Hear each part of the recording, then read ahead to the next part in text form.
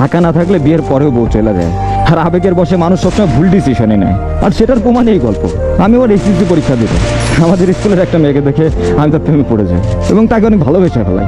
সে আমার জীবনের প্রথম প্রেম ছিল। তারপর আমরা রিলেশনে যাই, খুব ভালোভাবে চলতেছিল আমাদের রিলেশন। আমাকে অনেক ভালোবাসতো।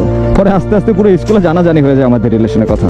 তারপর একদিন আমাদের স্কুলের স্যার ওর বাবা আমাকে জানায়। ওর পরিবার ছিল খুবই অহংকারী। তারপর ওনারা ওরা মাদ্রাসায় ভর্তি করে। আমাদের প্রায় অনেক দিন দেখা হয় না, কথাও হয় না, কারণ ওর কাছে কোনো ফোন ছিল না। কিন্তু আমি যে ওর অনেক ভালোবেসে ফেলছিলাম, যে মানুষটার সাথে একটা দিন কথা না বলে থাকতে পারতাম না, সেই মানুষটার সাথে প্রায় একটা মাস কথা হয় না। হঠাৎ একদিন অনেক সকালেও আমাকে ফোন দেয় আর বলে কেমন আছে। তার কণ্ঠ শোনার সাথে সাথে আমার কান্না চলে আসে যে এতদিন পর তার সাথে আমার কথা হচ্ছে।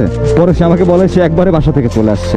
ও বললো যে আমি এইখানে আসি, তুমি আসতে চাইলে আসো। পরে আমি তাড়াতাড়ি ওখানে চলে গেলাম। তখন আমার কাছে জাস্ট 300 টাকা ছিল। পরে আমি গেলাম আর যাই ওরে জড়াই ধরলাম এবং ও আমাকে জড়াই ধরে কান্না করে দিল। পরে সে বললো সে আর বাসায় যাবে না, সে আমার সাথে থাকতে চায়। আমি বললাম আমি তো এখনো স্টুডেন্ট, এই সময় আমি যদি তোমাকে বিয়ে করি খাওয়াবো কি? সে বলে দরকার হলে আমরা রাস্তায় থাকবো, তবু আমি তোমাকে ছাড়া থাকতে পারবো না। আমাদের রিলেশনটা 2 মাসের হলেও আমাদের সম্পর্কটা ছিল গভীর। পরে আমি ভাবতেছিলাম এখন আমি কি করব। আমার মাথায় কিছুই কাজ করতেছিল না। আমি সিদ্ধান্ত নিয়ে তাকে বিয়ে করবো, কারণ মেয়েটাকে আমি অনেক ভালোবাসতাম। এখন আমি যে বিয়ে করবো সেই টাকাটাও আমার কাছে ছিল না, আর আমি ছিলাম মধ্যবিত্ত পরিবারের ছেলে। পরে আমি আমার ফ্রেন্ডদের জানাই, কিন্তু কেউই না আমার হেল্প করতে পারে নাই। পরে আমাকে বলে যে তুমি ওর কানের দুল বিক্রি করে দাও। আমার তখন কিছুই করার ছিল না। তারপর আমি তাকে বিয়ে করলাম তার কানের দুল বিক্রি করে। তারপর আমি তাকে আমার এক ফ্রেন্ডের বাসায় রাখি কিছুদিনের জন্য। পরে আমি আমার বাসায় ব্যাপারটা জানাই। পরে আমার বাসার সবাই অনেক কষ্ট পায়। আমার মা শুনে কান্নাকাটি করতেছে যে আমি এত বড় একটা কাজ করলাম, তাও আবার কাউকে না জানায়া। তারপর আমি ওরে আমার বাসায় আনলাম। আলহামদুলিল্লাহ আমার বাসার সবাই মেনে নিল, কিন্তু ওর ফ্যামিলি বললো তারা কখনো মাইনে নেবে না, তারা ছিল খুব অহংকারী। তারপর ভালোই চলতেছিল আমাদের সংসার। আসলে ভালোবাসার মানুষকে পাওয়ার যে সুখটা, সেটা আসলে বলে বোঝানো সম্ভব না। তারপর একদিন ওর ফ্যামিলি আমাকে কল দেয়, দিয়ে বলে তার মেয়ের সাথে কথা বলবে। আমিও কথা বলতে দিলাম।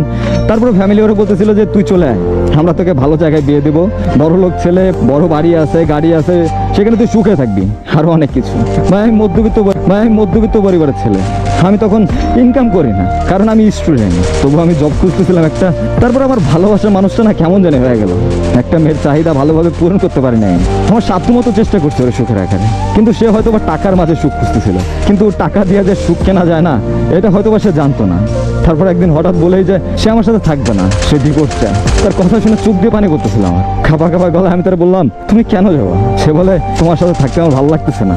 আমার আর তখন কিছুই বলার ছিল না। আমি আরো অনেকবার বলছি আমি তোমাকে ছাড়া থাকতে পারবো না।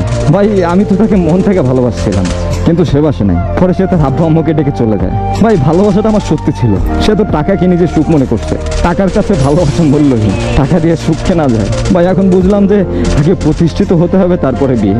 কিছু কথা শুনতে খারাপ লাগলেও সেটা আসলে বলা দরকার, কারণ এইসব কথা না বললে আর এইসব গল্প আপনাদের সামনে না আনলে হয়তো রোজ এই ভুলগুলো আরো অনেকেই করবেন। মুরব্বীরা একটা কথা বলে, সেটা কি জানেন? দুধ খাওয়ার বয়সে ঝাল খাওয়ার চেষ্টা করতে নেই, মুখ ছুলে যায়। মানেটা কি বুঝছেন? এই বয়সটাতে তো প্রেম করাই ঠিক না, আর সেখানে নিজেদের ডিসিশনে বিয়ে। ভাই আপনার বয়স কত? এসএসসি পরীক্ষাটাও দিতে পারেন নাই, আর এই বয়সে এমন সিদ্ধান্ত কিভাবে ভাবলেন যে মেয়েটা আপনাকে ভালোবাসে?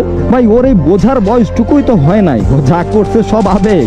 আবেগ বললেও ভুল হবে, এই বয়সে আবেগটাও ঠিক মতো আসে না লক্ষ্মী ভাই আমার। ও যা করছে ও তো নিজেও জানে না, আরও এটা বুঝবেও না, কারণ এই বোঝার মতো বয়স ওর এখনো হয় নাই। এই বয়সে কখনো ভালোবাসা হয় না। এই কথাটা এখন বিশ্বাস না করলেও আমাদের মতো বয়স যখন হবে, বিশ্বাস করো ভাই তুমি হাসবা যে এই সময়গুলোতে তুমি কি করছো। নিজেকে দেখবা আর হাসবা, কতই না বলদ ছিলা। কোনো মেয়ের যদি ভালো মন্দ বিচার করার বুদ্ধি থাকতো এই বয়সে, সে আপনাকে ছেড়ে যাইতো না। ওকে ওর বাবা মা যা বুঝাইছে তাই বুঝছে, কারণ সঠিক আর ভুল বোঝার বয়স ওর হয় নাই। ওই ডিসিশনটা বুঝবে যখন ওর বয়স 18-19 হবে, তখন বুঝবে কোনটা ভুল কোনটা সঠিক, তখন হয়তো আফসোস করবে। আর আমার লক্ষ্মী ভাই বোনেরা, এই স্কুল জীবনে প্রেম করার দরকার নাই। একটু বড় হও, তারপর দেখা যাবে। জীবনে প্রতিষ্ঠিত না হলে কেউ তোমাকে দাম দিব না, তুমি কারো ভালোবাসা পাবা না। টাকা না থাকলে বিয়ের পরেও বউ চলে যায়, আর আবেগের বসে মানুষ সবসময় ভুল ডিসিশনই নেয়। আর সেটার প্রমাণ এই গল্প। আমি ওর এসএসসি পরীক্ষা দেবো, আমাদের স্কুলের একটা মেয়েকে দেখে আমি তার প্রেমে পড়ে যাই এবং তাকে অনেক ভালোবেসে ফেলাই। সে আমার জীবনের প্রথম প্রেম ছিল। তারপর আমরা রিলেশনে যাই, খুব ভালোভাবে চলতেছিল আমাদের রিলেশন। আমাকে অনেক ভালোবাসতো। পরে আস্তে আস্তে পুরো স্কুলে জানাজানি হয়ে যায় আমাদের রিলেশনের কথা। তারপর একদিন আমাদের স্কুলের স্যার ওর বাবা আমাকে জানায়। ওর পরিবার ছিল খুবই অহংকারী। তারপর ওনারা ওরা মাদ্রাসায় ভর্তি করে। আমাদের প্রায় অনেক দিন দেখা হয় না, কথাও হয় না, কারণ ওর কাছে কোনো ফোন ছিল না। কিন্তু আমি যে ওরা অনেক ভালোবেসে ফেলছিলাম, যে মানুষটার সাথে একটা দিন কথা না বলে থাকতে পারতাম না, সেই মানুষটার সাথে প্রায় একটা মাস কথা হয় না।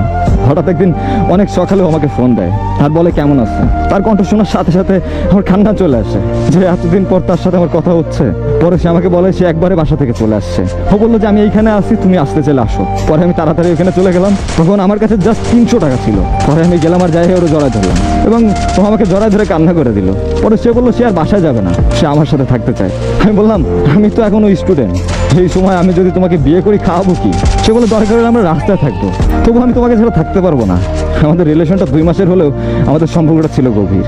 পরে আমি ভাবতেছিলাম এখন আমি কি করবো, আমার মাথায় কিছুই কাজ করতেছিল না।